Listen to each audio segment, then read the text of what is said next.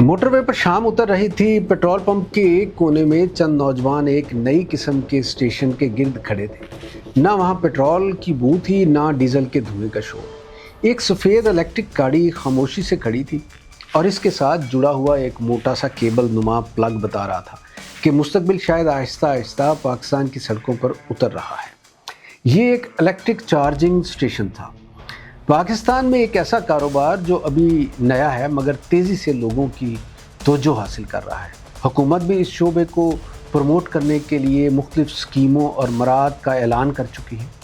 लेकिन सवाल ये है कि क्या ये वाकई मुस्तकबिल का कामयाब कारोबार बनेगा या फिर कहीं इसका अंजाम CNG स्टेशन जैसा तो नहीं होगा जो एक वक्त में इनकलाब समझे जाते थे और बाद में गैस बहरान, पॉलिसी तब्दीली और सप्लाई मसाइल का शिकार हो गए।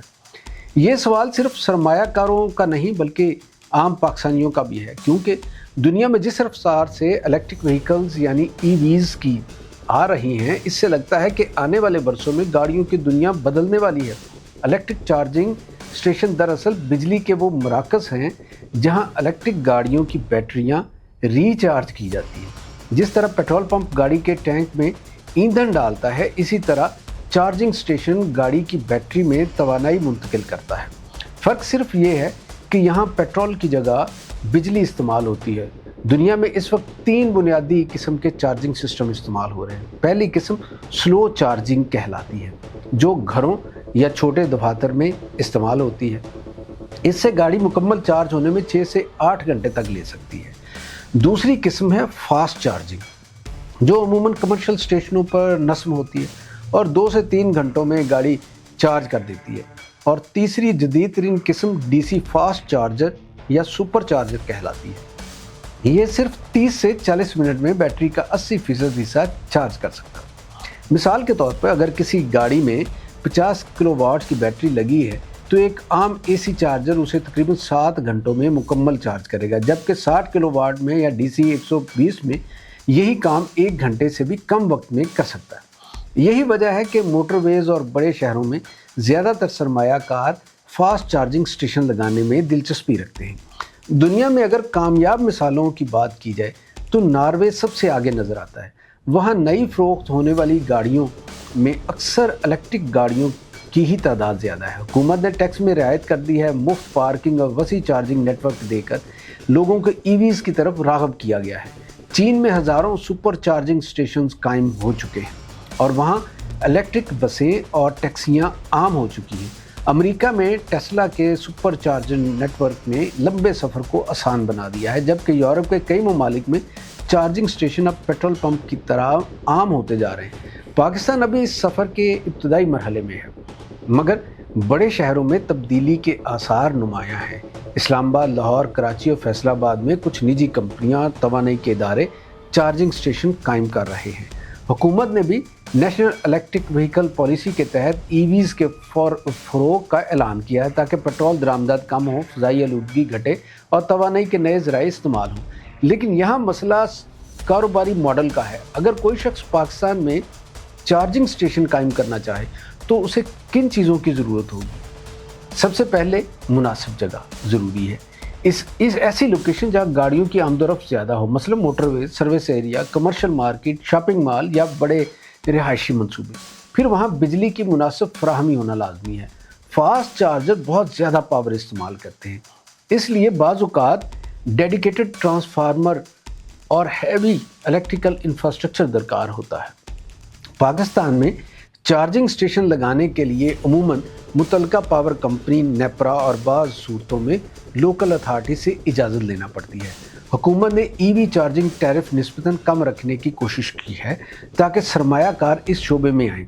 कुछ बैंक ग्रीन फाइनेंसिंग के नाम से कर्जे भी देने लगे हैं। एक जदीद फास्ट चार्जिंग स्टेशन लगाने पर करोड़ों रुपए तक लागत आ सकती है। इसमें ज़मीन, ट्रांसफार्मर, चार्जर मशीनें, सिविल वर्क, सॉफ्टवेयर और बैकअप पावर शामिल होती है। यही वजह है कि अभी बहुत ज़्यादा सरमायाकार मोहतात है। ख़दशा भी कम नहीं। सबसे बड़ा मसला पाकिस्तान का बिजली का निज़ाम है। अगर लोड शेडिंग या वोल्टेज के मसाइल बरकरार रहते हैं तो चार्जिंग स्टेशन का कारोबार मुतासर हो सकता है। फिर ये सवाल भी अहम है कि अगर इलेक्ट्रिक गाड़ियों की तादाद तोक़ों के मुताबिक ना बढ़ी तो महंगी सरमायाकारी वापस कैसे आएगी? یہی وجہ ہے کہ بعض لوگ کہتے ہیں کہ کہیں یہ شعبہ بھی سی این جی جیسا نہ ہو جائے۔ ایک وقت تھا جب پاکستان میں سی این جی اسٹیشن ہر شہر میں کھل رہے تھے۔ لوگ سمجھتے تھے کہ مستقبل صرف سی این جی کا ہے، مگر پھر گیس کی قلت، حکومتی پالیسیوں اور قیمتوں کے مسائل نے اس کاروبار کو شدید نقصان پہنچایا۔ لیکن الیکٹرک گاڑیوں کے حامی کہتے ہیں کہ ای وی ٹیکنالوجی کا معاملہ مختلف ہے۔ دنیا اب رینیویبل انرجی، سولر پاور اور بیٹری ٹیکنالوجی کی طرف جا رہی ہے۔ تیل کے ذخائر محدود ہیں، جبکہ بجلی مختلف ذرائع سے پیدا کی جا سکتی ہے۔ یہی وجہ ہے کہ عالمی آٹو انڈسٹری اربوں ڈالر الیکٹرک ٹیکنالوجی پر خرچ کر رہی ہے۔ پاکستان کے لیے بھی اس میں کئی امکانات ہیں۔ اگر سولر چارجنگ سٹیشنز عام ہو جائیں تو دن کے وقت سورج کی توانائی سے گاڑیاں چارج کی جا سکتی ہیں۔ اس سے درآمدی ایندھن پر انحصار کم ہوگا۔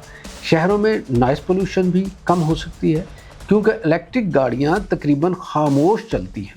البتہ کامیابی صرف مشینیں لگانے سے نہیں آئے گی، اس کے لیے مکمل ایکو سسٹم درکار ہوگا، یعنی سستی اور معیاری الیکٹرک گاڑیاں، مضبوط بجلی کا نظام، بیٹری ری سائیکلنگ، تربیت یافتہ ٹیکنیشنز اور صارفین کا اعتماد۔ ذرا تصور کیجئے 5 سال بعد پاکستان کی موٹر وے پر سفر ہو رہا ہے۔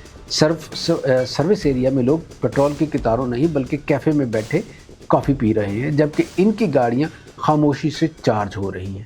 ساتھ ہی سولر پینل سورج کی روشنی جذب کر رہے ہیں، بچے دھوئیں سے پاک فضا میں کھیل رہے ہیں۔ شاید یہی وہ منظر ہے جسے دنیا فیوچر موبیلٹی کہتی ہے۔ لیکن مستقبل ہمیشہ صرف ٹیکنالوجی سے نہیں بنتا، پالیسی، مستقل مزاجی اور اعتماد بھی ضروری ہوتے ہیں۔